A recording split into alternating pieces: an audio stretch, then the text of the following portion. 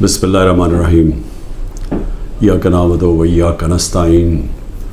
میرے پاکستانیوں، میں جو آج آپ سے بات کرنے لگا ہوں وہ کل ایک ISPR کی پریس کانفرنس ہوئی اور اس کے اندر انہوں نے ایک دو باتیں کہیں تو میں مجبور ہوں کہ میں آج اپنی قوم کے ساتھ بات کروں۔ جو انہوں نے بات کی کہ یہ پاکستان کے خلاف بغاوت اور اشارہ سارا تحریک انصاف کے اوپر کہ ہم نے بغاوت کی ہے، اور یہ کہ یہ پہلے سے پلان بن رہا تھا اس کا کہ ہم یہ پہلے سے تیاری کر رہے تھے بغاوت کرنے کے لیے، اور یہ اپنی فوج کے خلاف یہ سارا یہ ہم نے کیا، اور جس طرح کی وہ بات کی گئی مجھے ایک بڑی تکلیف ہوئی اس کی۔ تو میں نے کہا کہ میں آج اپنی قوم کے سامنے ذرا 2-3 پوائنٹ رکھوں، کیونکہ جب ایسی بات کی جاتی ہے تو اس کا جواب دینا بڑا ضروری ہے۔ دیکھیں، اب یہ موقف آ گیا ISPR کا اور پاکستان کی اسٹیبلشمنٹ کا کہ تحریک انصاف نے بغاوت کی۔ اب یہ دوسرا بھی ایک موقف ہے، یہ ہمارا بھی موقف ہے، یہ میرا موقف ہے، میری پارٹی کا موقف ہے کہ ہمارے خلاف پوری کانسپریسی کی گئی، ہماری گورنمنٹ گرائی گئی، جبکہ پاکستان کی تاریخ میں 2 سالوں میں آخری ہمارے 2 سالوں میں بہترین معیشت اوپر جا رہی تھی۔ آپ اگر اکنامک انڈیکیٹرز دیکھ لیں اور پاکستان اکنامک سروے پڑھ لیں تو وہ ان کی حکومت کا بھی پڑھ لیں جو ان کے دور میں شائع ہوا ہے، تو آپ کو یہ پتہ چلے گا کہ 17 سال کے بعد بہترین اکنامک پرفارمنس تھی، اور 17 سال پہلے اس لیے تھی کہ امریکی ڈالرز آ رہے تھے، ہم امریکہ کی وار آن ٹیرر لڑ رہے تھے۔ یہ امریکی ڈالرز آنے کے بغیر باوجود یہ اکانومی بڑھ رہی تھی، انڈسٹری بڑھ رہی تھی، ریکارڈ گروتھ ہو رہی تھی، اور اس کے باوجود کہ 2 سال کرونا میں ساری دنیا میں ایک بہت بڑا زوال آیا ہوا تھا، اس کے باوجود اللہ کا کرم کہ ہم نے اپنی معیشت کو بھی بچایا، ہم نے اپنے لوگوں کو بھی بچایا۔ دنیا نے اکنالج کیا کہ پاکستان نے جو قدم اٹھائے کووڈ-19 میں وہ دنیا میں مثال تھے۔ ایک امریکی ایک اکانومسٹ جو کام کرتا تھا ڈونلڈ ٹرمپ میں، اس نے کہا کہ اگر امریکہ پاکستان کی مثال لے لیتا تو کتنے 10 کھرب ڈالر بچا سکتا تھا۔ تو اس گورنمنٹ کو گرایا گیا ایک سازش کے تحت، تو یہ ہم کہہ رہے ہیں کہ ملک سے غداری ہوئی۔ اس کے بعد 25 مئی کو ہمارے ساتھ جو ہوا، کسی پولیٹیکل پارٹی سے ایسا نہیں ہوا کہ وہ لانگ مارچ کر رہی ہے اور 2 دن پہلے گھروں میں گھس کے اٹھائے جا رہے ہیں لوگ۔ کتنے ہزار گھروں میں پولیس گھسی رات کے صبح کے 3 بجے۔ یہ پہلی دفعہ کسی پارٹی سے ایسے ہوا۔ 3 لانگ مارچز میرے خلاف ہوئی، بتائیں ایک بھی FIR کٹی؟ ایک دفعہ ہم نے کسی کو روکا؟ کسی کے اوپر ٹیئر گیسنگ ہوئی؟ اور ہمارے اوپر پورا ایک اٹیک آیا، ہمارے بنیادی حقوق فنڈامنٹل رائٹس کی وائلیشنز ہوئی، اور ہمارے اوپر ہی پرچے کٹ گئے۔ میں نے تب 26 کی صبح کو اپنے دھرنا کال آف کیا، کیونکہ مجھے پتا تھا انتشار کی طرف جا رہا ہے۔ جو پارٹی الیکشن چاہتی ہے وہ انتشار تو نہیں چاہتی۔ تو اس کے بعد ہمارے اوپر یہ نہیں ہوا کہ سستیاں کم ہوئیں۔ جب ہم 30 بائی الیکشنز جیت گئے 37 میں سے، باوجود اس کے کہ پوری اسٹیبلشمنٹ کی سپورٹ تھی یہ 12 جماعتوں کی، میرے اوپر قاتلانہ حملہ ہوا، مجھے قتل کرنے کی کوشش کی گئی، میں اپنی FIR نہیں کٹوا سکا۔ یہ بھی سازش تھی، کیونکہ وہ طاقتور لوگ بیٹھے ہوئے تھے، میں کچھ نہیں کر سکا۔ پھر جو JIT بنی پنجاب کی ہماری گورنمنٹ تھی، اس نے جو چیزیں سامنے لے کے آئیں، جب وہ چیزیں سامنے آ رہی تھی کہ 3 شوٹر تھے ایک کی بجائے، وہ JIT کو سیبوٹاج کیا طاقتور لوگوں نے۔ سازش تھی، کیوں نہیں ان JIT کو چلنے دیا۔ اس کے بعد ہمارے اوپر میرے گھر پہ حملہ ہوتا ہے۔ ہم ایشورٹی بانڈ جب دے رہا تھا میں کہ جناب میں وہاں 18 مارچ کو اسلام آباد کے جوڈیشل کمپلیکس میں جاؤں گا،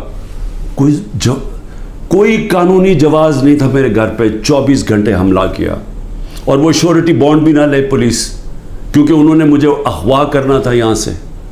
یہاں لوگوں کو زخمی ہوئے، سارا دن گھر اندر بیٹھ نہ سکے, 24 گھنٹے ٹیئر گیس گھروں کمروں کے اندر. کبھی کسی لیڈر سے ایسے نہیں ہوا. 18 مارچ کو پھر میرے اوپر ایک قاتلانہ حملہ ہوتا ہے. اللہ کا کرم ہے کہ میں بچ جاتا ہوں.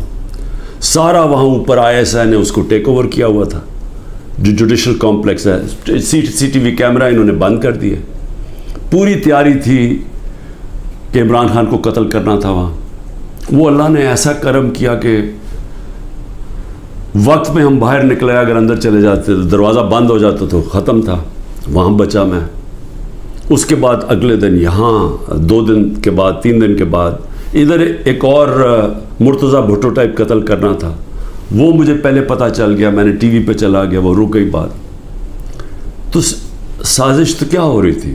سازش یہ ہو رہی تھی کہ ایک پارٹی جو جیتنے جا رہی تھی الیکشن, اس کو پارٹی کو ختم کرنے کے لیے لیڈر کو ختم کرنا تھا. اور پلان تب سے ہی بنا ہوا تھا. کیسز شروع ہو گئے تھے مہینوں کے اندر. جیسے 70 سال میں ایک آدمی کے اوپر ایک کرمنل کیس نہیں ہوتا, چند مہینے میں آج 170 سے زیادہ کیس ہو چکے ہیں. یہ یعنی کون سے انصاف کا تقاضا ہے کہ ہر قسم کا جو ہر دوسرے دن کوئی نیا کیس ہو جاتا ہے. سارا میرا وقت ایک عدالت سے دوسری عدالت میں لگتا ہے. تو یہ کون سا, یہ ملک کی بہتری کے لیے ہو رہا ہے کہ ایک پارٹی, سب سے بڑی پارٹی کو باہر رکھنا؟ اس سے بڑی سازش کیا ہے؟ جمہوریت, سب سے بڑی پارٹی کو ختم کرنے کا مطلب جمہوریت ختم کرنا, اور جمہوریت ختم کرنے کا مطلب آزادی ختم کرنا ہے. تو یہ کیا ملک کے خلاف سازش نہیں ہے؟ اور پھر جو 9 مئی کو ہوا, اب ISPR صاحب کہہ رہے ہیں کہ جناب 9 مئی کو جو ہوا ہے وہ ایک بڑی سازش چلتی آ رہی تھی, تو وہ سازش سامنے آئی, بغاوت. مجھے یہ بتائیں کہ میں جب یہاں سے, مجھے پتا تھا پکڑنا انہوں نے مجھے 9 مئی کو, میں اس سے پہلے ویڈیو ریکارڈ کر کے گیا کہ اگر مجھے پکڑنا ہے مجھے وارنٹ دے دیں اور میں آرام سے اپنے آپ کو آپ کے حوالے کر دوں گا. کوئی ضرورت نہیں ہے کہ یہ جو میرے گھر کے باہر ہوا کہ پولیس, 1000 پولیس اور رینجرز اٹیک کر رہے ہیں. سب کے سامنے جو ہوا کہ رینجرز بھی نہیں بلکہ وہ کمانڈوز تھے, انہوں نے اٹیک کیا, شیشے توڑے. عملہ جو بیٹھا ہوا تھا رجسٹری آفس کا اسلام آباد ہائی کورٹ, اس کو مارا, وکیلوں کو مارا. مجھے لگا ڈنڈا, مجھے اس طرح لے کے گئے جس طرح کوئی دہشت گرد ہے. غیر قانونی طور پہ مجھے پکڑا. کیا یہ بھی سازش کا حصہ تھا؟ کیونکہ اس کی وجہ سے اشتعال آنا تھا لوگوں کو. اور ہمارا موقف یہ ہے کہ اس کو استعمال کر کے ایک پورا کریک ڈاؤن کیا گیا جو پہلے سے پلان تھا. ہو ہی نہیں سکتا کہ 2 دنوں کے اندر آپ 10,000 لوگوں کو جیلوں میں ڈال دیں پکڑ کے, جب سے پہلے سے پلان نہیں بنا ہوا تھا. اور اس کے بعد جو بھی چیزیں ہو رہی ہیں کہ جو PTI کا ہے اس کو پکڑ لیتے ہیں, جیلوں میں ڈال دیتے ہیں, بری طرح رکھا جا رہا ہے, تشدد کیا جا رہا ہے, کسٹوڈیل ٹارچر کی جا رہی ہے. اور جو ہاتھ کھڑا کر کے کہتا ہے جی میں تحریک انصاف چھوڑ رہا ہوں, سب کچھ معاف. تو میرا اب سوال یہ ہے کہ ISPR کا یہ موقف ہے کہ فوج کے خلاف بغاوت ہے. ہمارا یہ موقف ہے کہ یہ ہمارے خلاف پوری سازش ہوئی پارٹی کو ختم کرنے کی, تاکہ وہ الیکشن نہ لڑ سکے اور عمران خان کو الیکشن سے باہر کیا جائے. یہ 170 کیسز اس لیے کہ کسی طرح ڈسکوالیفائی کرو یا جیل میں ڈالو. اور یہ ملٹری کورٹس بھی میری نظر میں اس لیے ہیں کیونکہ سول کورٹس کے اندر یہ جو سارے کیسز ہیں یہ کبھی چل سکتے ہی نہیں ہیں, کیونکہ بوگس کیسز ہیں. تو اس لیے ملٹری کورٹس بنائے جا رہے ہیں تاکہ اس میں عمران خان کو سزا دی جائے, تاکہ وہ الیکشن سے باہر ہو جائے. تو میں آج اپنی ملٹری اسٹیبلشمنٹ کو کہنا چاہتا ہوں کہ دیکھیں,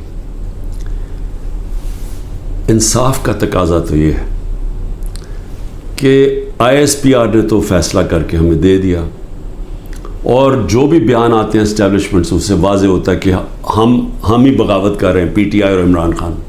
آپ نے تو اپنا مائنڈ دے دیا ہے. تو اب سوال یہ ہے کہ آپ ملٹری کورٹس میں اب کیسے فیصلہ کر سکتے ہیں, کیونکہ جج, جیوری اور ایکسیکیوشن تو اب بن ہی نہیں سکتے.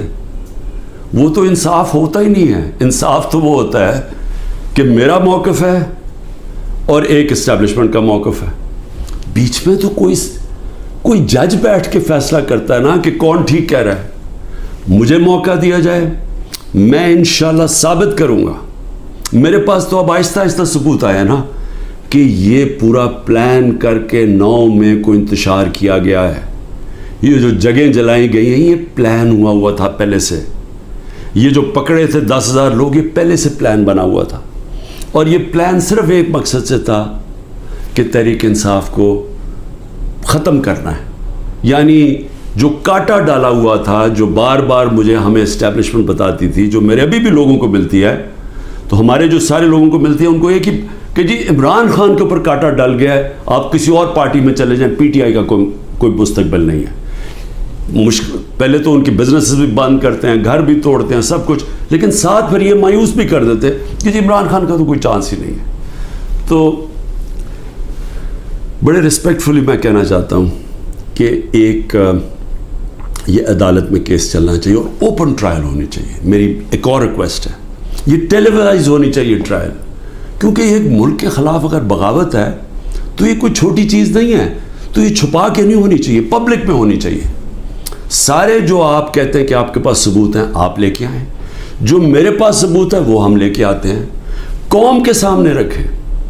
کیونکہ اگر اپنی فوج کے خلاف کوئی بغاوت کرتا ہے اس کو سزا ملنی چاہیے.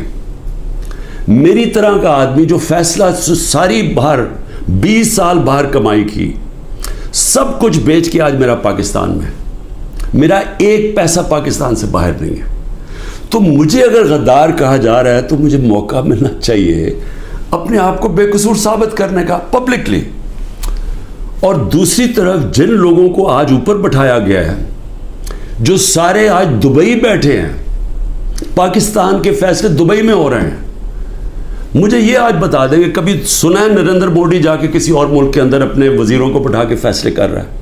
کبھی سنا ہے کہ برطانیہ کا پرائم منسٹر جا کے یورپ میں بیٹھا ہوا, یا یورپین پرائم منسٹر کہیں اور جا کے کر رہے ہیں؟ کبھی دنیا میں سنا ہی ہے؟ یہ ملک سے مذاق کیا ہو رہا ہے کہ جن لوگوں کا اسٹیک ہی پاکستان میں نہیں ہے, ان کی دبئی میں بڑی بڑی پراپرٹیز ہیں, لندن میں بڑی پراپرٹیز ہیں, اور یہ مجھے کس نے بتایا ہے؟ یہ ہماری ISI نے ہمیں بتایا ہے. یہ نیب کے جو پہلے چیئرمین تھے جنرل امجد, انہوں نے مجھے آج سے 20 سال پہلے 23 سال پہلے پوری بریفنگ دی کہ ان کی کتنی پراپرٹیز ہیں ملک سے باہر. یہ سارا وقت ہمیں کدھر سے انفارمیشن آتی تھی؟ کیونکہ ISI کے پاس انفارمیشن ہوتی تھی, ادھر سے ہمیں انفارمیشن ملتی تھی کہ ان کی کتنی پراپرٹیز باہر ہیں, انہوں نے کتنا پیسہ کیا, فلانی ڈیل سے کتنا پیسہ کمایا.